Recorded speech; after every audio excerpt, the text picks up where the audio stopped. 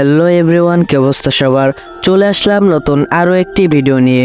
আজকের ভিডিওর মাধ্যমে এমন কিছু সেটিংস সম্পর্কে আলোচনা করতে যাচ্ছি যেগুলো সঠিকভাবে সেট আপ করে থাকলে আপনি কিন্তু অনেক ভালো খেলতে পারবেন।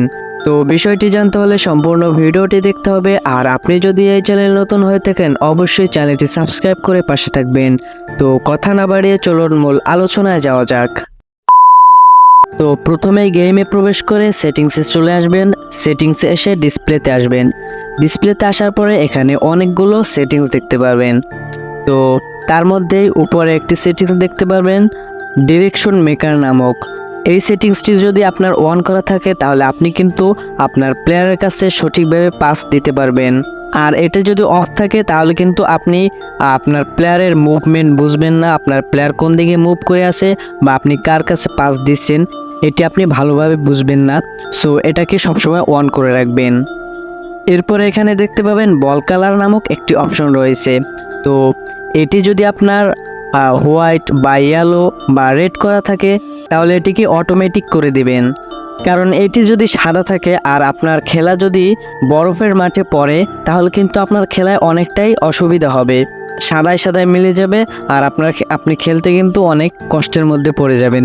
সো এটাকে অটোমেটিক করে রাখবেন, তাহলে এটা যেখানে যে রকমের দরকার সেখানে সেই কালারের বল চলে আসবে। এরপরে একেবারে নিচে দেখতে পাবেন কালার ব্লাইন্ড মোড নামক একটি অপশন রয়েছে। এটি যদি আপনার অন করা থাকে তাহলে কিন্তু আপনার খেলার মাঝে ডিসপ্লে কালো হয়ে যেতে পারে, যার কারণে আপনার খেলায় অনেকটাই প্রবলেম হবে। আপনি খেলার মধ্যে কিন্তু অনেক সমস্যার সম্মুখীন হয়ে যেতে পারেন, ডিসপ্লের কালার চেঞ্জ হয়ে যেতে পারে। সো এটাকে সবসময় অফ করে রাখবেন। আজকের ভিডিও সর্বশেষ নম্বর সেটিংস সম্পর্কে জানার পূর্বে আপনি যদি এখনও এই ভিডিওতে লাইক করে না থাকেন তাহলে অবশ্যই একটি লাইক করে দিন।